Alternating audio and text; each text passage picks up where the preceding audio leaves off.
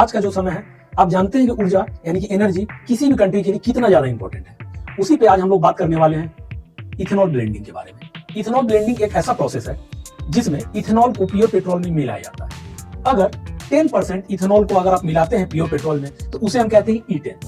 अगर आप 20% इथेनॉल को प्योर पेट्रोल में जब मिक्स करते हैं उसे हम कहते हैं E20। ये नाम उसी तरीके से आगे बढ़ता चला जाता है। अब हम इसके एडवांटेज के बारे में बात करने वाले हैं। इथेनॉल को एक क्लीनर फ्यूल माना जाता है in comparison of petrol.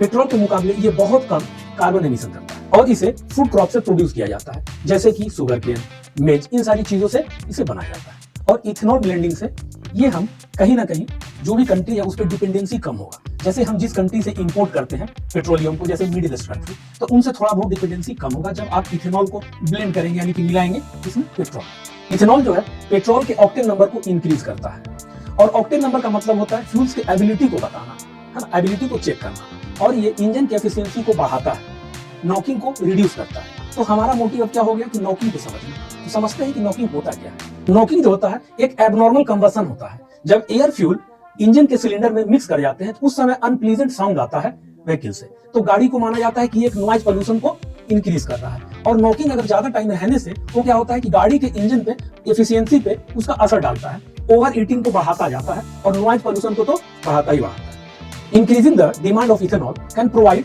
N additional market to our farmers. अब सवाल उठता है, अब प्रश्न उठता है कि क्या वाकई में इथेनॉल के डिमांड बढ़ने से ये हमारे किसानों को फायदा कर रहा है। अब हम बात करेंगे इसके ड्रॉबैक्स की, यानी कि डिसएडवांटेज क्या है। Ethanol contains less energy than pure petrol. ऐसा क्यों? देखिए, इथेनॉल जो है, आप सिंपल अभी मान लें कि पेट्रोल आप प्योर पेट्रोल गाड़ी में डालें तो गाड़ी का अगर माइलेज 1 लीटर में 30 किलोमीटर है मान लेते हैं, लेकिन अगर E10 आप उसमें डालते हैं तो माइलेज थोड़ा सा कम होगा, क्योंकि एफिशिएंसी कम होने के कारण वो कम किलोमीटर ट्रैवल करेगा। अगर आप ब्लेंडिंग को ऐसे बढ़ाते जाएंगे तो आपका एफिशिएंसी जो है ट्रैवल का, ज्यादा डिस्टेंस आप कवर नहीं कर पाएंगे, इसमें मुश्किल होगा।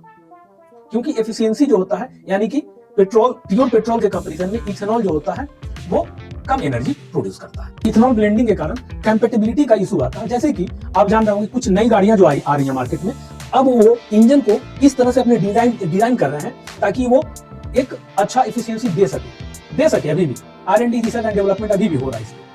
बट कुछ व्हीकल जो है, जो कि बहुत पुराने व्हीकल्स हैं, जो छोटे तरह के छोटे मोटे इंजन हैं, उनके लिए हायर ब्लेंडिंग कहीं ना कहीं से नुकसानदेह और बहुत ज्यादा नुकसानदेह है।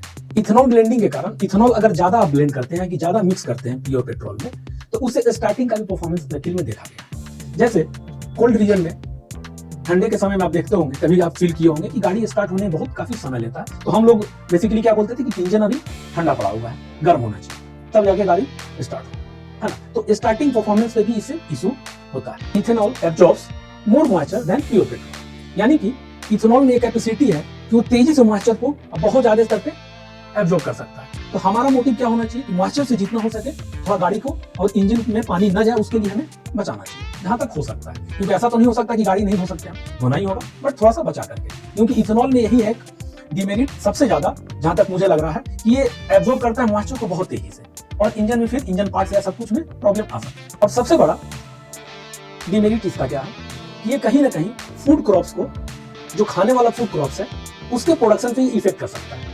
क्योंकि अगर इतना तेजी से इथेनॉल को ब्लेंड किया जाएगा प्योर पेट्रोल में ताकि ये कहा जाए कि फ्यूल जो है हम क्लीनर बना रहे हैं कंपैरिजन विद पेट्रोल, तो कहीं ना कहीं हमें उसके लिए एक सिग्निफिकेंट लैंड प्रोवाइड करना होगा, है ना। शुगर केन का प्रोडक्शन बढ़ाना होगा, मेज का प्रोडक्शन बढ़ाना होगा। शुगर केन में वाटर का कितना ज्यादा यूज किया जाता है, और कहीं वाटर अगर नहीं मिले तो ग्राउंड वाटर से वाटर को निकाला जाता है मोटर के द्वारा, जो कि हमारा वाटर टेबल को कहीं ना कहीं डिप्लीट करता है। ये एक और बड़ी समस्या हो सकता है आने वाले समय के लिए। इस पे हमें और हमारे सरकार को सोचना चाहिए। We have discussed the pros and cons of blending of ethanol in petrol, but wake up to the reality.